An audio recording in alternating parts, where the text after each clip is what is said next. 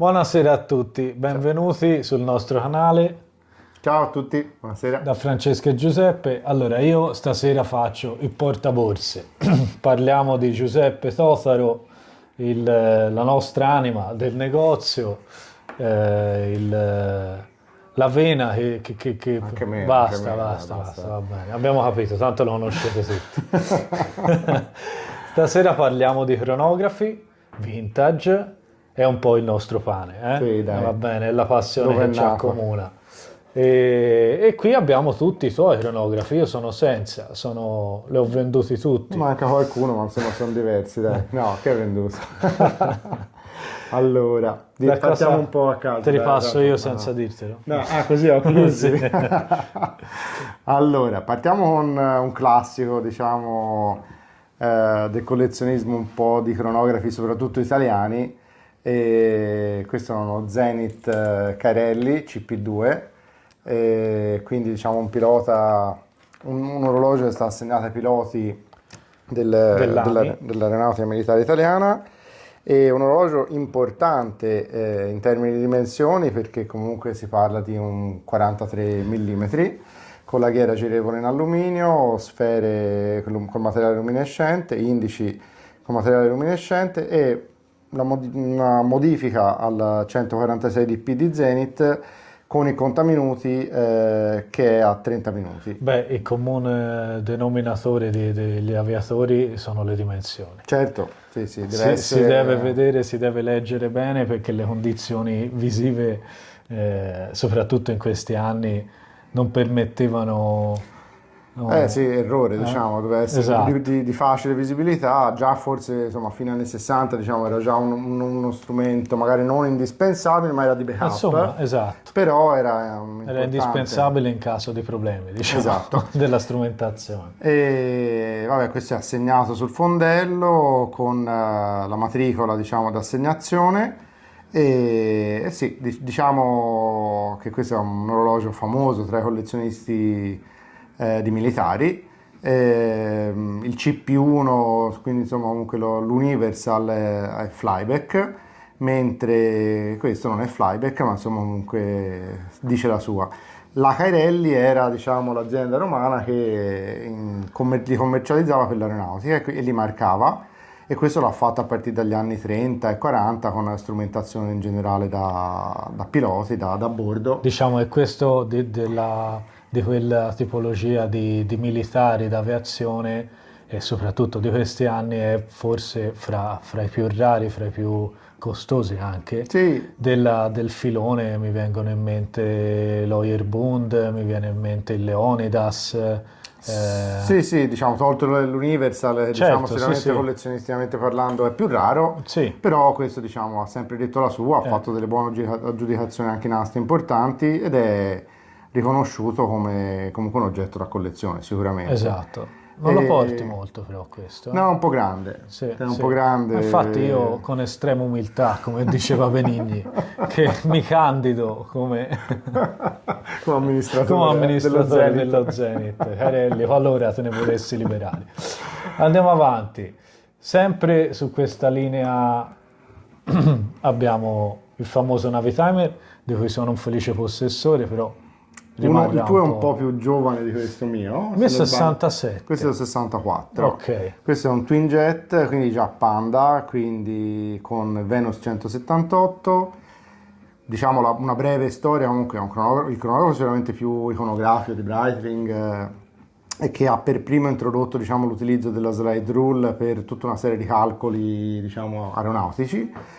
E la Breitling usava la slide rule già nel Chronomat e poi, diciamo, l'ha applicata nel Navitimer. Sì, è un po' la parte del tallone d'Achille di questi, no? La slide rule era trovarla quella originale, la prima cosa che si sciupava con l'umidità. In generale sono orologi non adatti all'acqua. Sbaglio è di carta.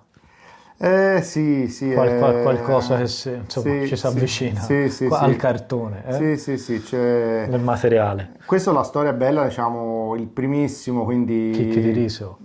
Sì. La ghiera. Esatto. Il primissimo nasceva con la Valgio 72 e poi, diciamo, Breitling ha storicamente usato calibri Venus e diciamo il fratello famoso del Navitimer è il Cosmonaut, di cui fra l'altro c'è stato l'anniversario 60 anni e Breitling ha fatto una riedizione. Ne abbiamo cui... venduto uno bellissimo, Sì, vero? sì. È poco capito e poco capibile. In realtà io sono stato a Zurigo alla presentazione, sono stato invitato dalla Breitling. Vabbè, ora te la tirare. No, era Ok. bello. Guarda, hanno invitato anche me, ma non potevo. Quindi... capire il motivo per cui è 24 ore, cioè che l'astronauta, si parla di Scott Carpenter, quindi si parla di qualche anno prima dell'allunaggio, 62-69, Scott Carpenter aveva bisogno di capire in che momento della giornata fosse, perché lui fece, diciamo, 3 giri intorno alla Terra e diciamo il Cosmonaut lo chiese lui a Breitling perché gli serviva di capire. Quindi il discorso AM, PM era un po' problematico. Esatto, Sopra l'atmosfera. e si fece fare questa edizione, fra l'altro con White Bezel, quindi con la ghiera più grande, che è una particolarità del primo Cosmonaut, e quindi insomma diciamo poi da lì, quindi i 2 filoni dei Navitimer sono l'806 e l'809, quindi insomma diciamo l'indicazione delle 12 ore e quello con le 24 ore. E sì, anche questo è un bello oggetto al polso, anche questo di dimensioni abbastanza importanti, e naturalmente come sempre in questi orologi le condizioni contano, quindi diciamo avere ancora i biselli originali, avere le forme originali della cassa, e come anche sull'orologio tuo, insomma nel senso quando sono in condizioni pressoché intoccate in termini di lucidatura, naturalmente hanno i segni ma non sono stati lucidati mai. C'è un piccolo aneddoto sul mio, non so se te lo ricordi, è stato uno dei primi orologi che mi aiutasti, io ci rimasi perché insomma fu un grosso aiuto, vero? Sì, insomma, me lo ricordo. Beh, insomma, arrivò dall'America, sì. Insomma, sì. Ci aiutò la tua rete, mi ricordo la scia degli orologi. Davanti a un gelataio. Sì, davvero, sì. C'è di romanticismo. Si parla di un po' di anni fa. Va bene. Continuiamo. Allora, a questo punto seguiamo sempre il filone aviazione e andiamo Torniamo indietro? Esatto, sì. Qui le dimensioni sono...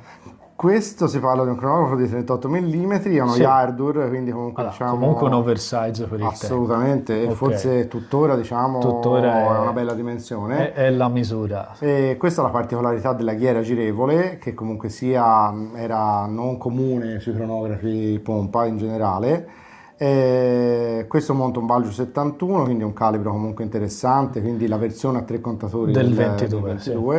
Quindi un calibro di grossa dimensione che fa sì che insomma in generale gli orologi siano ben bilanciati come disegno del quadrante, dimensione dei contatori, alloggiamento in cassa. Sbaglio o hai scatola e anche c'è quella tabella? La tabella, sì, diciamo per l'uso in volo, Sì. Ce la siamo dimenticata.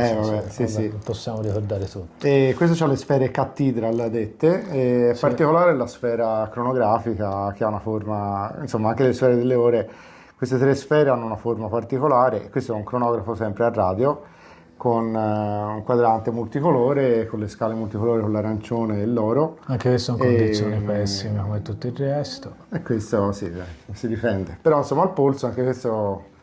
Una bella presenza, una bella configurazione e soprattutto una cassa di uno spessore abbastanza importante. Diciamo che quello che si ama del Valjoux 71 è un po' la presenza scenica, diciamo, dello spessore della cassa. Certo. Questa è una cassa a forte pressione che ha la caratteristica di avere riportati, ribattuti, diciamo, sulla cassa gli ultimi numeri. C'è un matching, diciamo, tra il fondello e la... Sì, come faceva Longines. Sì, qui vedi. Quindi diciamo qui ci sono 3 numeri 627 che sono riportati sull'interno fondello, ma anche sui Vetta, come su alcuni Longines, insomma Eberhard, insomma quindi il matching fra fondello e cassa che assicura, diciamo, che questi 2 elementi fossero nati insieme e quindi con le tolleranze giuste per poter essere rimontati insieme. Poi sono diventati importanti nel mondo del collezionismo, ma prima prima era un'esigenza di montaggio, esatto, poi è chiaro che dopo, diciamo, aiutano a capire l'originalità di un oggetto. Ok. Rimaniamo sul solito calibro. Cioè le zanzare ci stanno. Sì, aiuto. Allora, anche loro di Luxo Time. Allora, rimaniamo sullo stesso calibro. Stesso calibro, stessi anni, più o meno. Sì. E questo è un cronografo Eterna col Valjoux 71, sempre a radio. Questo ha la lunetta liscia, non girevole, e fondello a vite, quindi non a forte pressione ma a vite. E questo davvero la caratteristica più bella, direi, che è lo spessore della cassa, perché Io ne ho uno molto simile, tra l'altro era tuo, il Winnauer, Vietnam è sempre il che Valve ci 71. assomiglia tanto, sì. Sì, È sì, uno sì. dei cronografi che porto più di tutti, che è semplice però elegante, in realtà te lo giochi, questo se gli metti un chicchi di riso, un braccio all'acciaio te lo puoi mettere benissimo a un matrimonio, Sì, sì, sì, sì. Sì, ma sì. oppure con un coccodrillo. In realtà poi diventa sportivo, casual, militare, a seconda del cinturino che gli Vero, metti. È vero. uno dei pochi che ha questa duttilità che solo quegli oggetti fatti bene hanno, no? Assolutamente. Questo poi c'ha i giochi sfere particolari che su tanti Valve 71 si ritrovano, quindi con la sferina serpentata, diciamo, Sì. e anche la sfera dei secondi ha una forma particolare, Serpentata di solito è un come sul classico dei Movado. Movado, esatto, M90, 95. Sì, sì, sì, sì, sì. E questo, vabbè, diciamo, soprattutto direi le condizioni, questo per essere a radio, soprattutto sul quadrante bianco, che spesso si bruciano sotto le sfere che sono state magari tanti anni Magari ferme. capiterà anche a questo. Magari. Ah, guarda, se tu mi devi fare gli orologi. E che di questo ho fatto delle gran belle macro al radio e si vede proprio la trama, la porosità della Sì, luminescenza. non come le mani che E- faccio io, però No, diciamo, certo. No, insomma, più o meno, ecco, dai. sì, stai imparando, dai. Allora, continuiamo. Io a questo punto, a quanto pare ti piacciono tanto gli anni 40 perché siamo sempre su quello stile lì. Anzi, guarda, questo lasciamocelo quasi da ultimo. Questo è un crono che abbiamo avuto sia in vendita, l'ho avuto anche io e l'ho venduto. E l'abbiamo Questo, venduto col negozio. esatto, particolarità della cassa clamshell, Questo quindi c'è la particolare, questo è un Harvard. è un ennesimo tentativo riuscito, direi, all'epoca nel rendere la cassa impermeabile. Sì, quindi è una cassa a due pezzi dove la tenuta è garantita, diciamo, dal il serraggio di quattro viti sul retro delle anse. Che va a premere sul vetro Quindi fa sì che, Talon. diciamo, che premendo qui tu vada a fare la pressione sulla carrure e sulla parte, diciamo, principale della cassa. Il vetro plexi ha un piedino che si chiama Talon Esatto. che va a fare da... A quel punto garantisce la tenuta perché serrando le viti si fa sì che il vetro venga pigiato dalla in cassa pressione. e, diciamo, l'idea era quella che dovesse tenere un po' la pressione. Poi in Sì. realtà tantissimi Chrono Clamshell, l'esempio Gallet, quindi di questi anni, quindi con medesime meccaniche perché è sempre Venus, in realtà poi subiscono gli effetti Beh, del tempo. Harvard era l'orologiaio di Gallet. Quindi Sì, c'era quelli- una connessione, sì, Sì, sì. sì. Imperial Watch Co. era una Esatto. infatti il ponte di questo cronografo è marcato Imperial. Esatto. E se non sbaglio anche il fondello, non mi ricordo, Sì, ma... e questa esiste anche la versione Gallet che è Sì. molto più la numerosa, Gallet, in numero più però se non alto. erro c'è la cassa più piccola, cioè Gallet Clamshell sono col 150, questo c'è il 175, quindi diciamo un Ok, 36. progetto è identico. Sì. Però Poi- su questa dimensione cassa Sì. io Clamshell e Gallet non so se ci sono, mentre questo qui, insomma, ne abbiamo visti qualcuno. Sì, sì, noi E- personalmente 3 o 4 forse. Sì, vabbè, quasi tutti i cinturini sono del nostro amico Matteo, Sì, a cui che- facciamo un po' di sana pubblicità perché Che, insomma, che ce li diciamo, fa anche pagare, tra l'altro. tra l'altro, ci dovrebbe dare E gratis, però. cari, e cari. No, dai, per la qualità che hanno sono dei prodotti. Quindi insomma, diciamo, il cinturino così in pelle con le cuciture artigianali, tutta la lavorazione del bordo e questo colore miele che diciamo è un colore che ritorna un po' insomma tra Sì, il miele e il skin soprattutto- perché diciamo sta particolarmente bene con... E soprattutto lo montavano all'epoca. Eh, Era sì. uno dei due Sì, colori perché sì, c'era beh, il insomma, nero, il sì, questo miele. lì, il pig skin, sì, Sì, certamente. esattamente. Bene, continuiamo con uno dei miei preferiti. Dico una cosa e basta. Sì, La scritta waterproof, nel senso che questi orologi erano anche con la medesima meccanica e tipologia di quadranti montati su cassa a scatto.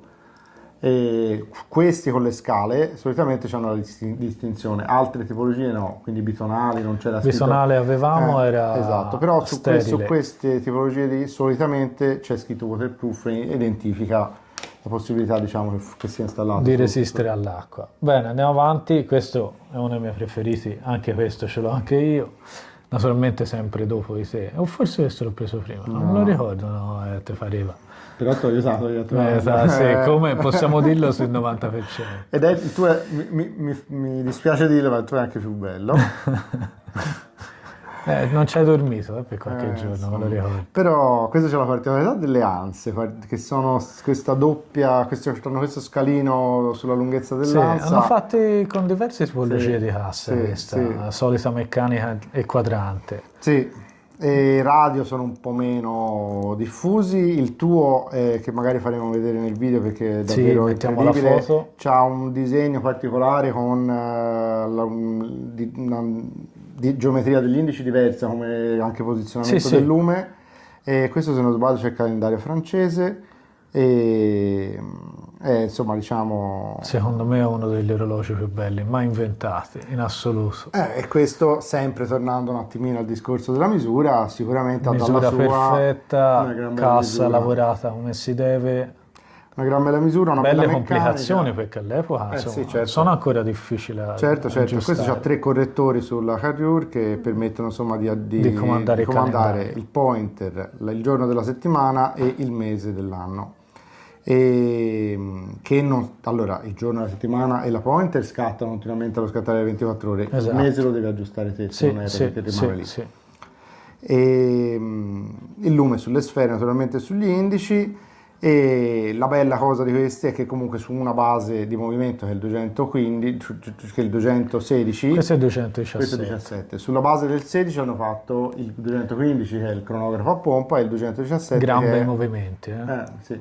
anche molto belli da vedere. Sì, Angelus aveva davvero Sì, una qualità una molto marca, elevata. una marca che adoro. Io ho Ed anche è- il 215, te invece l'hai fatto Noi non fuori. ce l'ho più, sì, però c'è stato un periodo in cui avevo 15, 16, 17, anzi di 16 ne ho avuti diversi, Sì, solo tempo, che forse anche te l'hai avuto. uno bianco, sì. E sì, sicuramente sono molto apprezzati dai collezionisti di cronografi perché comunque sia un rapporto qualità-prezzo in generale ottimo e delle finiture comunque per quegli anni erano lo standard, ma insomma Sì. non sicuramente per gli anni successivi, già negli Ci anni sono, 50. ci sono varie storie sul nome di Angelus, non so se te le No, ricordi, no. che insomma, i fondatori durante il momento con il notaio sentirono le campane in Svizzera. Le Locle in Svizzera. Esatto, dove c'è- allora lì vollero dedicare insomma una al storia- cristianesimo, poi chissà, che magari una sono storia- solo storie. Tra Però... l'altro ci sono foto della questa costruzione dove c'era la sede di Angelus, bellissime, anche piuttosto recenti perché era rimasta comunque la scritta Angelus sul, diciamo, l'insegna di questo edificio. E se non sbaglio poi vicino al Tissot, cioè se ti guardi queste foto c'è l'edificio moderno di Tissot alle Locle e c'è questo edificio abbandonato di Angelus che è un po' nostalgico. Tra l'altro in vetrina c'è anche la foto del nostro amico di Ravenna, esperto di Angelus, Franco, cioè, perché hanno voluto dedicargli, insomma. È così, no, questo è un bel oggetto. Dai, diciamo il trittico 15, 16, 17, collezionisticamente parlando, Sì, è una cosa che può aver senso. Sì, molto fare, bella anche il solo tempo, Sì. sì. Poi magari lo mettiamo nelle foto. Sì. Bene, facciamo un po' di pulito, perché qui non c'entra per niente. E ora, niente, cambiamo completamente. Questo è un po' un oggetto che è strano nella tua collezione, perché andiamo direttamente negli anni 70, è un periodo storico che ti vedo difficilmente al polso. Ma in realtà, diciamo, cronografi braccialati sono più portabili naturalmente, soprattutto in una stagione. Questo ha un po' una storia a parte, diciamo, no? Cioè, nel senso, Sì, diciamo, questo. è talmente fuori da tutti i canoni estetici che più o meno accomunano. Rispetto a quello che abbiamo fatto vedere, Rispetto ai sicuramente è sì. talmente particolare che poi alla fine ci sta un po' bene anche in una collezione come Ma la sì, tua. assolutamente sì, anche perché comunque è un'icona da un punto di vista di design. Il più famoso forse dell'113G è lo Steve McQueen, per cui quello col quadrante blu. Certo. E questa è la versione del quadrante grigio che è del 70. La particolarità e la criticità di questi orologi è la guarnizione quadrata che diciamo garantisce la tenuta all'acqua del vetro con la cassa, che 99 volte su 100 si scioglieva e andava a rovinare il quadrante. Quindi questi sono quadranti comunque delicati, quindi il lume stesso spesso li rovinava, ma ancora di più solitamente si trovano rovinati sui bordi, e per comprare un monaco una delle cose essenziali è cercare di avere una foto senza vetro, per capire l'integrità proprio del bordo del E quadrante. lì torniamo all'eterna diatriba con tutti i collezionisti di quale periodo storico è stato il migliore, diciamo, dal punto di vista qualitativo, perché insomma... Ecco, è qualitativo, bisogna andare un po' indietro, però in effetti un design di questo tipo fa sì, Sì. che comunque questi, anche gli anni 70 debbano essere considerati Assolutamente sì, collezionisticamente però, parlando. però magari la guarnizione si scioglie negli anni 40. Sì, è un discorso di... però magari la guarnizione in questo vetro non l'avrebbero mai fatto negli anni 40, e magari forse non avrebbero nemmeno avuto bisogno Assolutamente di sì, mettercelo. sono discorsi capito? che non hanno controprova, no? Questo diciamo c'è un calibro automatico, Però per cui sicuramente... possiamo dire che erano gli anni che Questi andavano a combattere il quarzo era funzionale, economico, sotto ogni punto Era di già vista. all'inizio, dagli anni dopo c'è stata la grande crisi dell'orologeria Esatto, e svizzera. qui erano i tentativi comunque di fare un grande orologio, però cercando di proporlo al giusto questo è prezzo. interessante per la storia, no? Il primo cronografo Certo, automatico, sì, quindi sì, questo sì. è il consorzio Che poi di Buren, se ci ascoltano gli Hamilton. amici di Seiko o comunque... No, infatti la diatriba è proprio quella, no? Esatto, Nel senso 61-39. che è il consorzio Buren, Hamilton, oppure L6, oppure lo Non Zenith il avremo primero. mai risposto. Questo però comunque ci sono sia, varie scuole di questo pensiero. è un cronografo particolare anche meccanicamente, perché c'è un microrotore nascosto Assolutamente. sotto tutto è modulare, quindi comunque sia il microrotore non si vede, ed ha una geometria particolare, comunque sia secondo me affascinante, anche se qualitativamente non confrontabile con gli oggetti. Abbiamo qualcosa di simile in vendita, il Dugena, Abbiamo soliti un Dugena anni, col calibro 12. calibro 12, quindi molto, sì. molto vicino ad Heuer. Sì, e questo è bello perché comunque viene da un amico, e quindi diciamo che Ma lo sa che li hai preso? Lo so, No. lo sa. Un amico, gran collezionista di Heuer, che salutiamo, che è Stefano, e quindi insomma per me ha un valore anche aggiunto il fatto comunque di averlo potuto prendere da lui. Certo. E sì, sicuramente rispetto a quelli messi su questo tavolo è quello più anomalo, fra virgolette, innanzitutto perché è automatico. Ci sta bene, un po' quello Però che devo spacca. dire, ultimamente lo sto usando molto ed ha dei riflessi alla luce incredibili. Sì, sì. Perché questo sembra nero adesso, però se lo si guarda Di diventa giorno diventa grigio, silver, diventa addirittura certo. quasi bianco, cioè ha delle variabilità di colore davvero importanti, perché Cangia. comunque c'ha questa finitura, questo satinato verticale.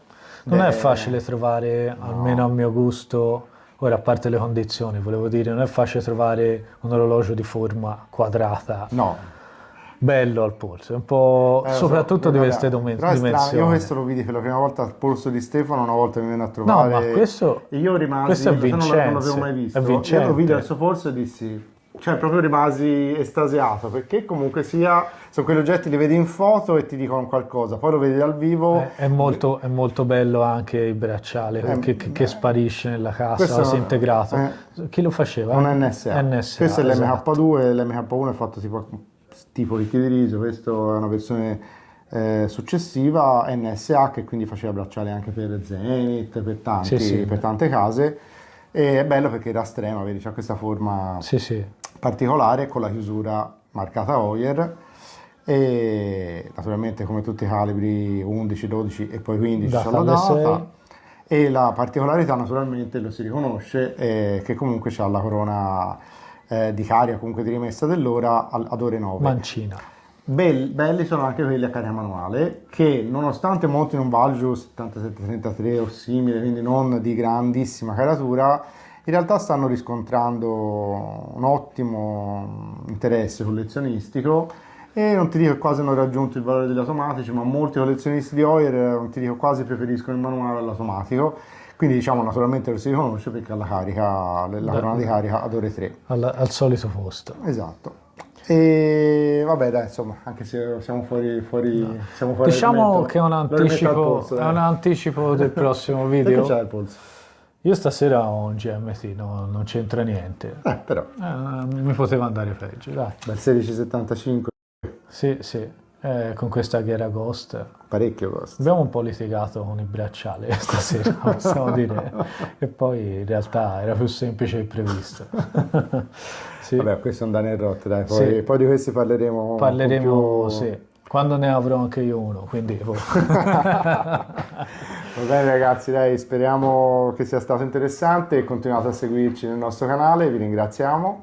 Grazie E- per qualsiasi informazione, se ci volete conoscere meglio il sito è sempre il solito, trovate tutto nella bio del canale, sotto nei commenti www.luxotimefirenze.com. E potete venirci a trovare anche in negozio dove troverete molto spesso e facilmente Daniele e a volte trovate anche noi, e in via Porta Rossa 75 Rosso in pieno centro a Firenze, e vi aspettiamo per condividere la nostra passione e per parlare di orologi e magari comprarli anche qualcosa. Sì, portate i soldi se venite. A presto, alla prossima. Ciao ragazzi. Ciao a tutti. Ciao.